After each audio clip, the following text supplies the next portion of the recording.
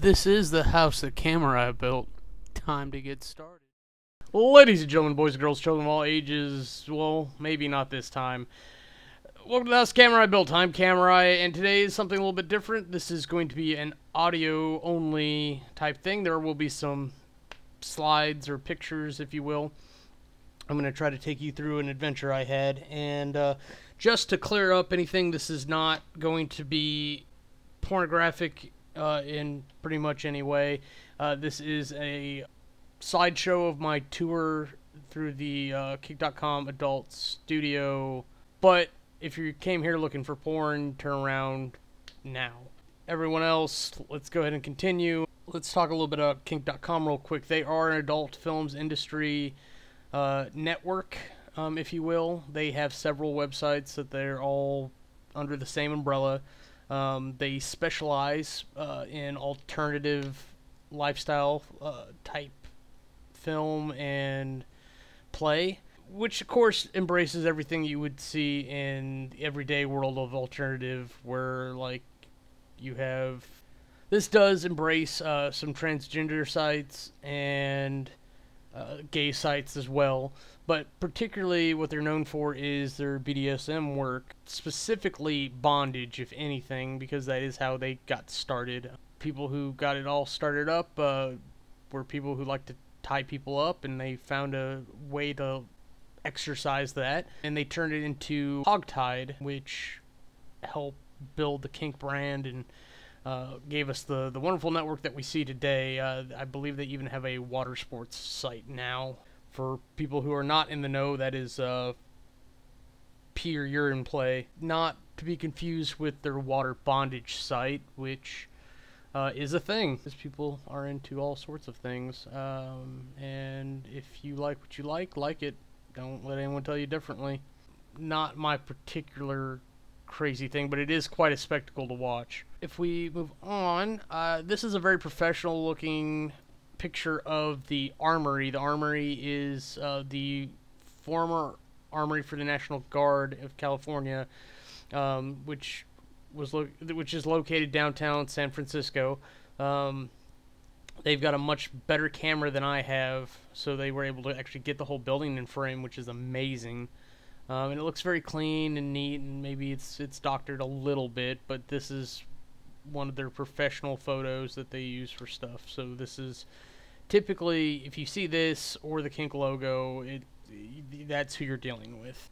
There is my shot, just to show you that it's not really that much different looking. My shot, maybe it's a little bit dirtier, there's people around, but it's downtown in a place where people walk and bike and don't give a shit about traffic. It's just one of those places. You may be able to see some there, but when I was there were kids hanging out at the bus stop. They were playing on the steps around the corner across the street. It's not like it's sectioned off and quarantined from the rest of the place. It's a building just like anywhere else. It's a studio just like any other studio.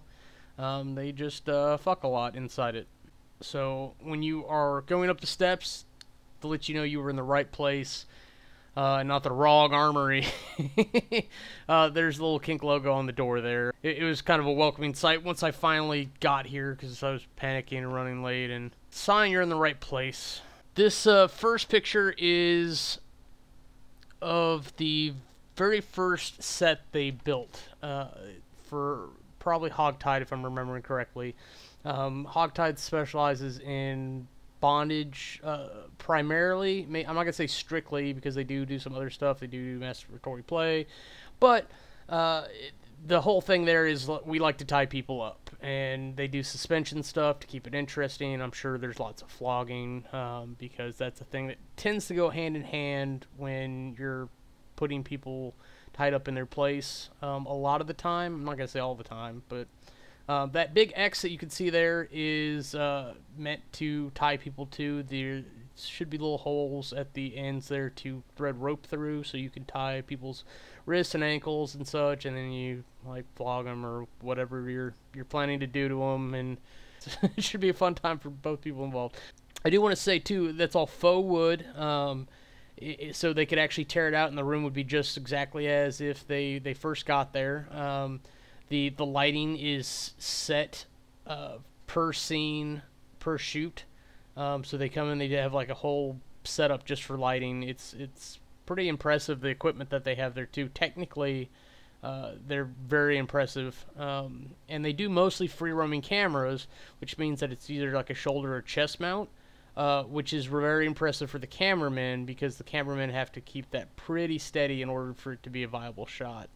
Especially when you've got crazy stuff going on, depending upon how many people are in the scene, and being able to do a proper zoom and moving close up, and it's the directors and everybody really have their work cut out for them. It's not you set a camera up in the corner and you watch people bone. This is not that website. This is a kennel.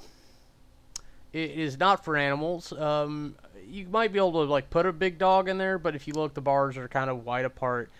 This is for subs or sex slaves. Submissives is what the term is called. Sometimes you just put them in there to let them know where their place is for the scene. It can be a good place to, like, you put up your slave while you're not using it. It's things like that. It's got a dominance factor to it. I don't know. I'm not someone who puts people in cages, so like I don't really get that. But people do it, and it's fun. I'm sure they poke them, walk them through there too. But hey, it is what it is.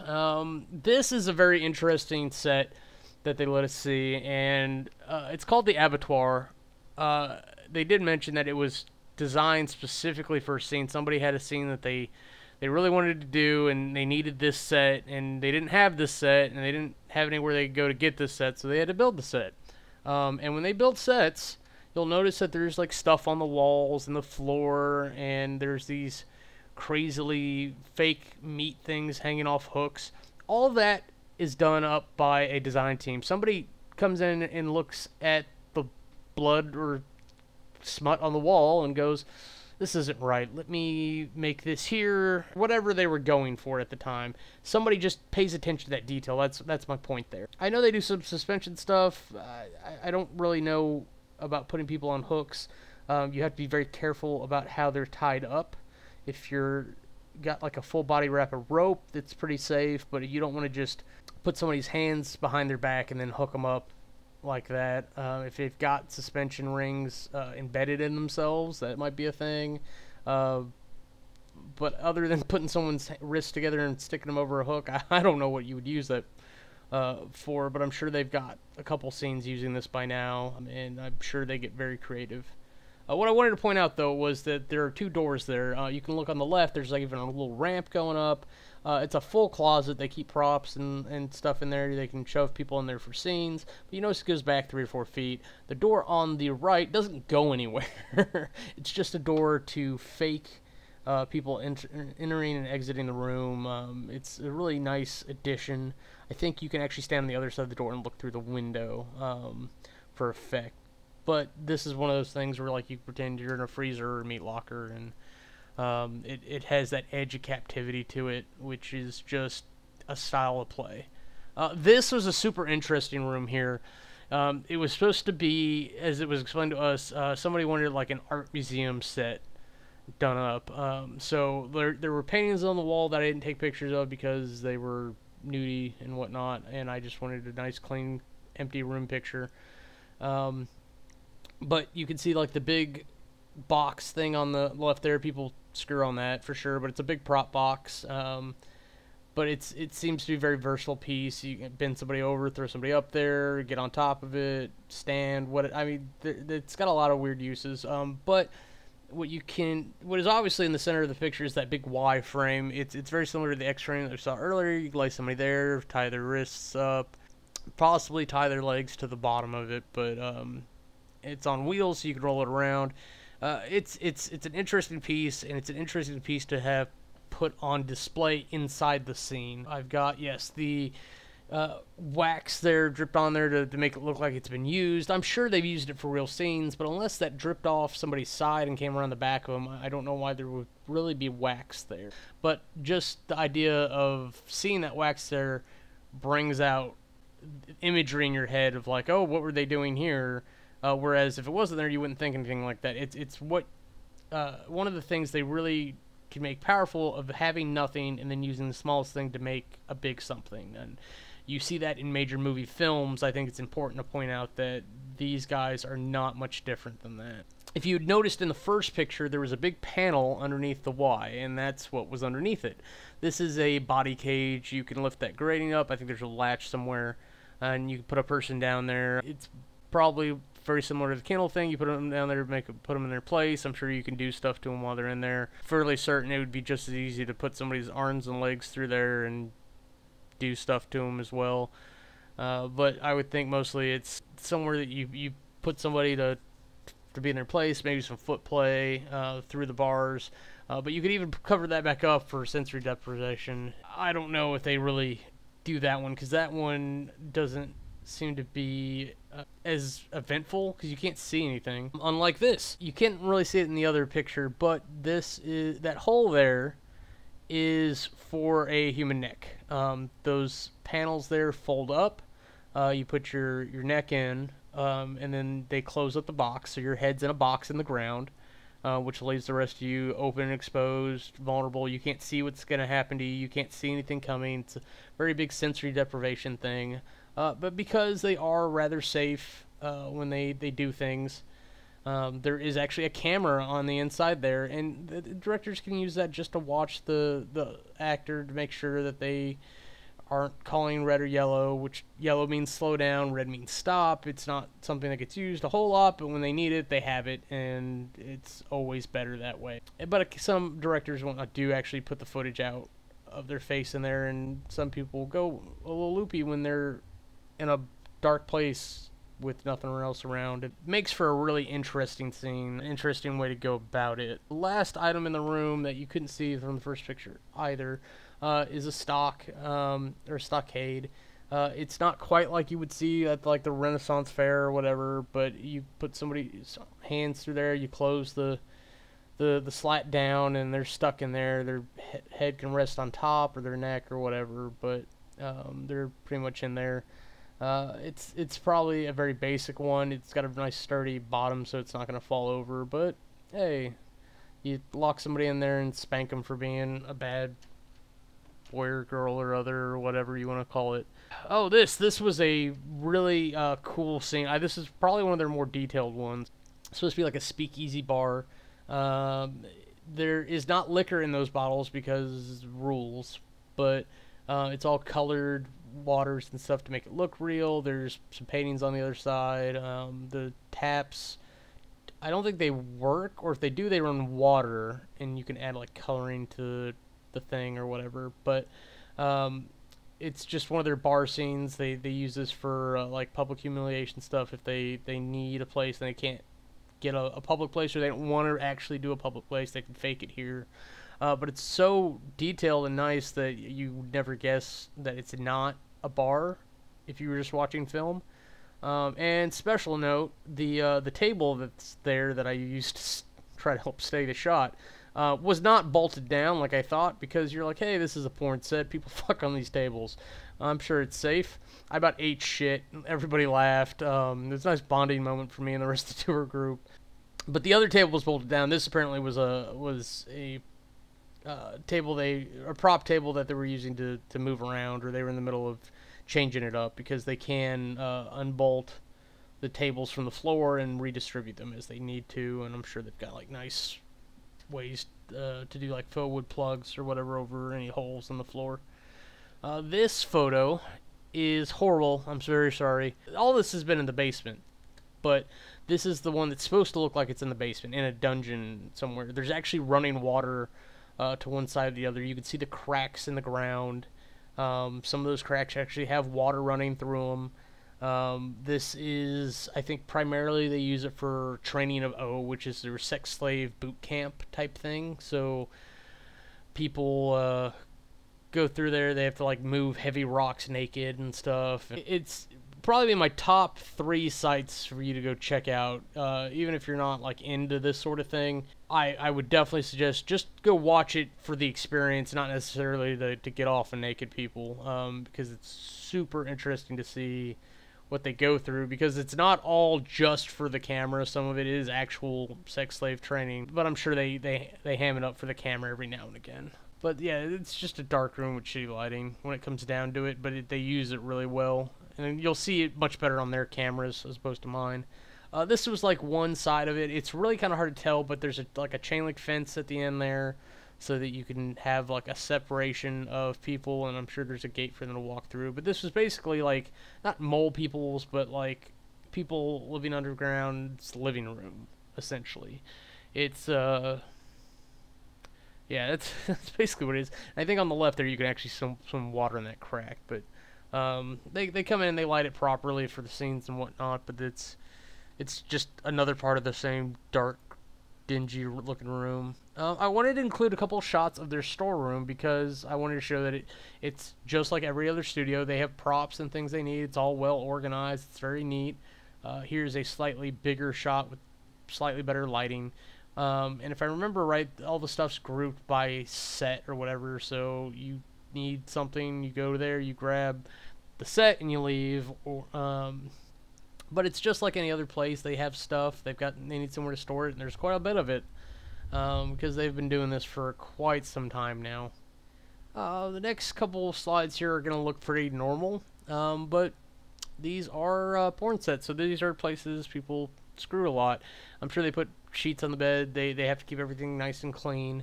If you've been paying attention to the Stop AB 1576 mandates that have been going through, you'll know that they have the porn industry in general has spoken up, saying like, hey, we've got this. We don't need to be told how to protect ourselves from infectious diseases and cleanliness. So they have quite the routine when they go through and they clean everything, and they assured us vehemently that they, just from us walking around not screwing on everything, that they were going to clean everything quite heavily, just because we were present in the rooms. But this is just like a spare bedroom set thing, and it's really not that far away from our next thing, because that glass door thing on the right actually separates this room and that. But this is just a basic living room setup. I didn't get a picture of the furniture because people were there, but I got a picture of the big blank wall that was accenting everything else. There's bookcases and stuff, and a big rug, and I'm sure they wheel in a TV when they need it. And then the kitchen. This is not the studio kitchen. This is a set. This is where people do like horny housewives scenes and things like that. And I'm sure somebody's been put in that fridge a couple times.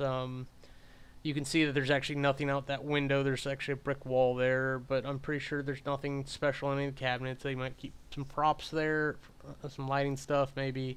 But it's a kitchen that looks like a kitchen, and if you've seen some sterile movie set kitchens before, this is on par. It looks like a lived-in kitchen. It doesn't look like somebody's about to move in kitchen. This is one of the more powerful sets that we're going to look at here, to me. It's kind of a psychologist, therapist type office room is typically how it gets used, but it's just the fact that it's very blank. The bare walls, you get a little accent of wood on the desk, you get a nice chair, and a clock. And that's it, other than the stars. And the stars make everything else happen in the room. It's that idea of taking a blank canvas and putting the small splotch of color to control the perception, and it's a powerful move, but you have to do it right. And there are plenty of movies and video games that do it right, but there are so many more that don't, or don't even bother to attempt it because it takes a very particular hand to do it. But there is like a little two-way mirror there as well, and this is the other part of that same set, the padded room. It's really kind of comfortable walls. This is probably this probably is my favorite set. One of my favorite scenes I've seen there. I think it was Amber Rain and Aiden Starr. the scenario was that Amber was in a straitjacket for probably at least half the scene, which I'm not a big fan of straitjackets, but it worked for what they were trying to do.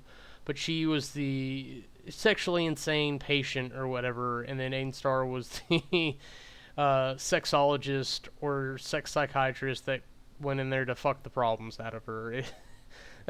I'm probably cheapening it a little bit, but it's easier for me to be funny about it than try to be super serious, because I'm gonna laugh a whole lot more. It was a really good scene. It was really powerful. It just I love this set. I really do. I think it's really neat. And those stains there are done by design. They're not like someone's sex stains that got left there. They probably, when everything gets cleaned up, they may even touch up the stains they want there. It's that kind of place. I really thought this was kind of boring. Like, you compare this to the last doctor's office type thing that we saw, and there's so many busy things going on. There's all this stuff on the wall. This is what you see at a normal doctor's office, and to me, it's just very boring. It's super busy, but nothing's very interesting, because there's a lot of things that are supposed to be interesting, and you can't tell what to really concentrate on. So for this room, you almost kind of hope somebody's screwing, because you need something to focus on. And while that bed looks a little bit out of place, it works for what you need it for. This is a much more interesting room, in my opinion. If you'll notice, all these blurry things that are hanging down with the light shining on them are chains.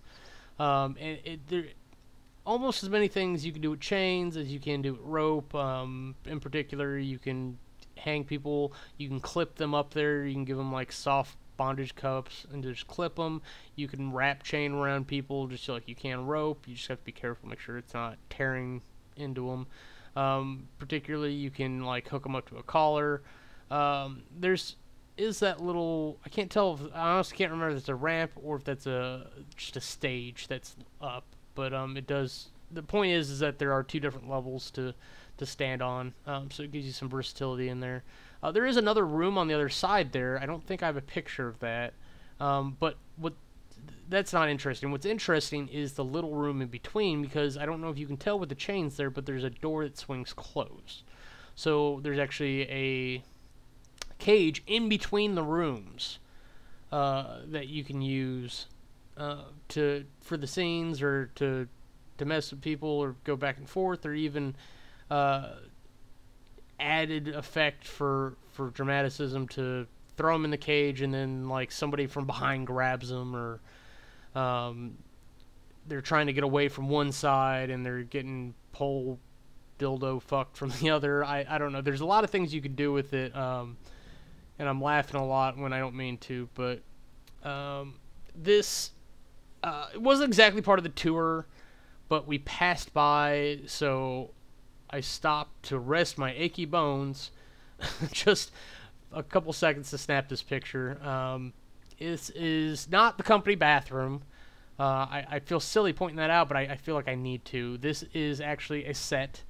It's a set that gets used, I think, primarily by Training of O. I'm sure other people use it too, but for whatever reason, the bathroom, especially when you're getting into dominance and like, hey, you get in the gross stuff because I'm in charge type things, the bathroom seems to be the place to train people. And I'm not just talking about putting people's heads in toilets, because that's not a thing I particularly enjoy, but it does get the point across about who's in charge. It's a very big dominance play, if you're into that sort of thing.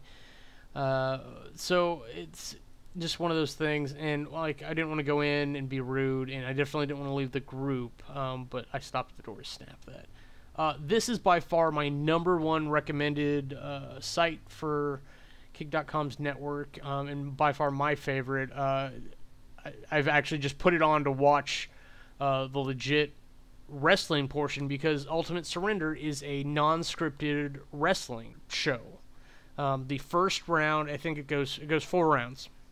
The first round is traditional amateur wrestling. You get normal points for dominant positions and everything. And in the second round, you start getting points for stripping your opponent, and then you get points for being in a dominant position and then doing like sexual acts to the other person, be it fingering, hand stuff in general, breast play, smothering, kissing, Cunnilingus, I'm sure Fellatio for the gay wrestling one. I guess if you ever watch pro wrestling, you're like, damn, why don't they just fuck?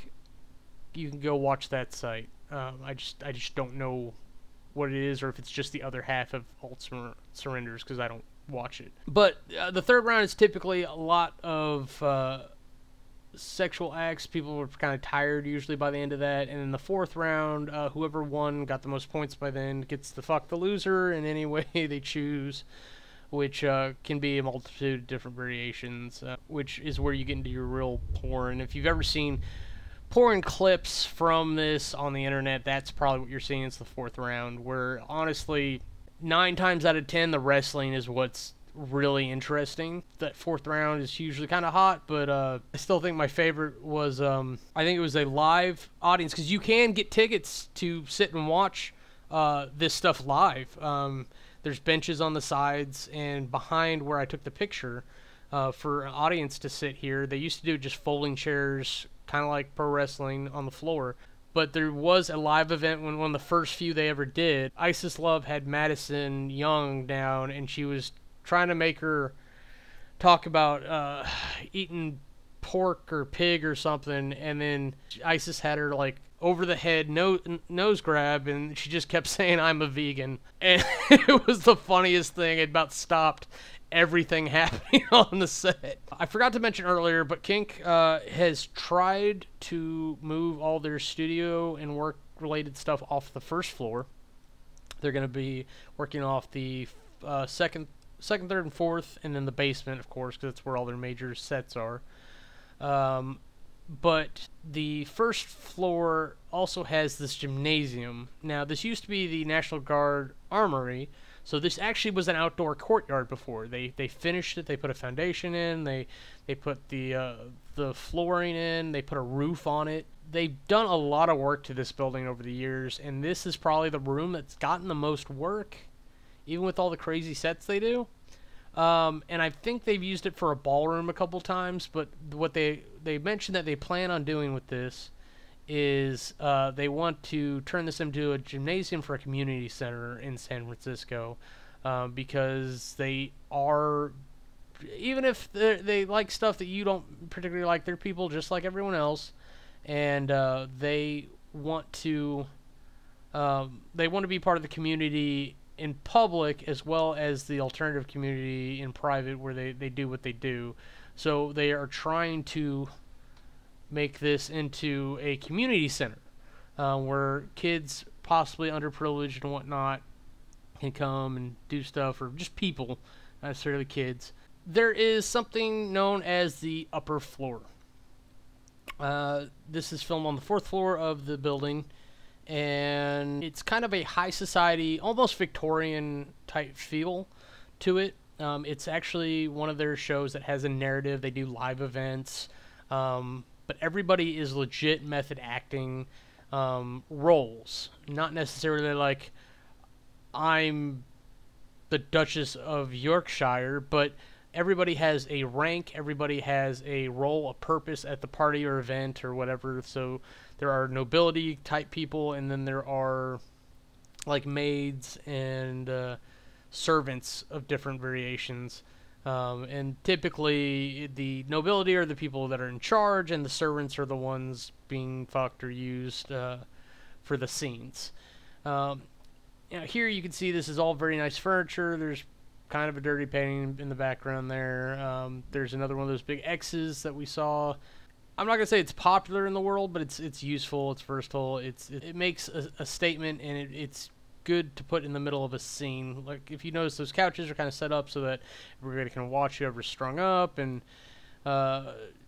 maybe rotate in to do stuff. There's kind of this awkwardly placed throne there as well, which I'm sure is kind of like a birthday throne for whoever is receiving their birthday gifts or whatever. But it's very nice. It's there.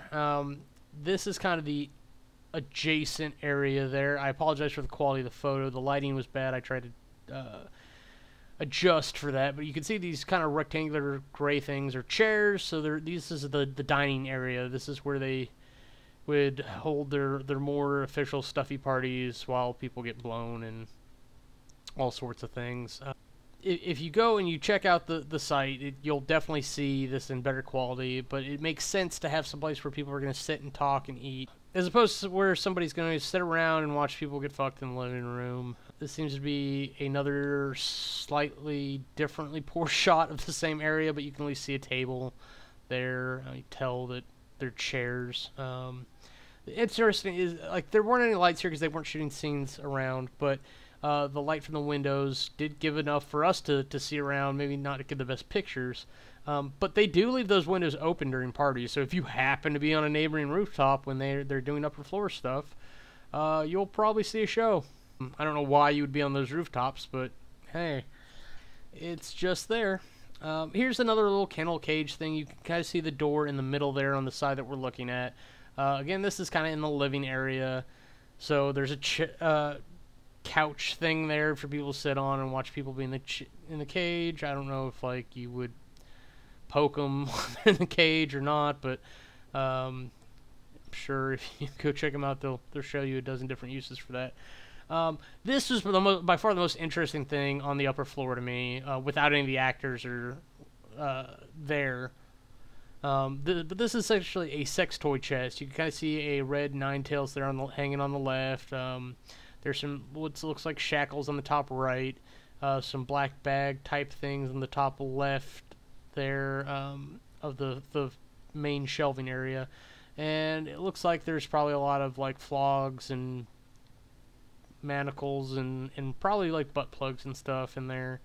But it's just tittering amusing that they have such a nice chest there, and it's filled to the brim, like bursting almost, with sex toys. I really found that amusing, and that was pretty much the end. It was so nice of them to actually let us stay as long as we did. I think we ran over time because we were split between the wonderful history we were getting from Nick and the people who wanted to get pictures, because it does slow things down, especially when you don't want to include other people in your photos when they don't necessarily want to be there, because not everybody wants to proclaim from the rooftops that they have been to a porn studio and blah.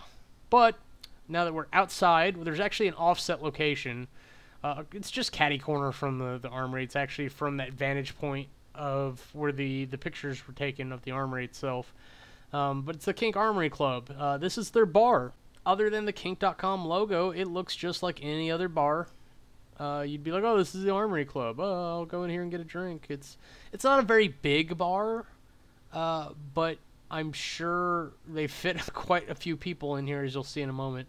I'm not going to show you any of the people that were there, and the bar itself was very nice, but I didn't want to take a picture of the bartender either, because he didn't ask to be in this. But you can kind of see there's like a little DJ booth, whatever. There's a little nook there for people to sit. That's the front door on the left. You can see the bottles. That arrangement continues down for probably another, I'm going to say 5-6 shelves worth like that. So they've got plenty of stuff there. You're going to get whatever you're looking for, I'm sure. But this was kind of where I sat down. I just got in there and got a Sprite because I had to go catch a flight in just a little bit from when I visited. But that was my stool. I sat there, I watched the people go by outside and stared up the Armory, contemplating my tour and what would eventually become this. And then as I went to leave, I realized exactly how many people they must have had in here at any one time, because it is a legitimate business. It has to adhere to fire codes and everything else. Maximum occupancy 99. So you can't have 100 people on this porn set.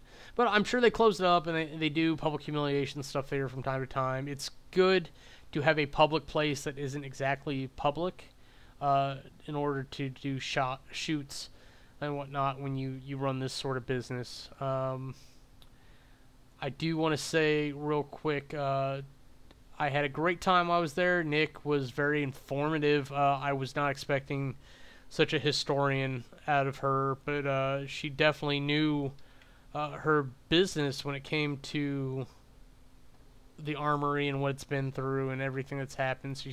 If she didn't go through it, she studied up on it and she knew her shit. Despite some weird jokes she made about just not disparaging the industry, but how some people must view the porn industry and pandering to the crowd, because that's what you do when you have a crowd of people who are like, oh, look, this is where people fuck. she did an excellent job, and I'm really thankful there. And I'm thankful for kink.com in general. It's good to have a place out there that serves the niche, and it's grown in popularity. So there are more places now, but they're definitely one of the bigger networks that are out there for this sort of thing. And if you want to do it, you want to not do it, but if you want to watch people doing it, and you want to know that it's a place where people are safe and it's not somewhere that tortures their stars and things like that, because there are rampant rumors about places like that, and kink has been subject to those before. But I really have to say that anyone who gets in here and has a bad time is either just having a really bad day, or they didn't know what they were getting into. Because if you go and you watch the scenes and you're like, oh, I'm going to be on Wired Pussy, and then you go and you watch a couple of those and you're like, oh, this is what they do. Because this is a very pro-feminist adult films company. You know what? I say that, and then I thought about how alternative they typically are about their transgender actors and their gay actors. So they are a fair and understanding company when it comes to their talent.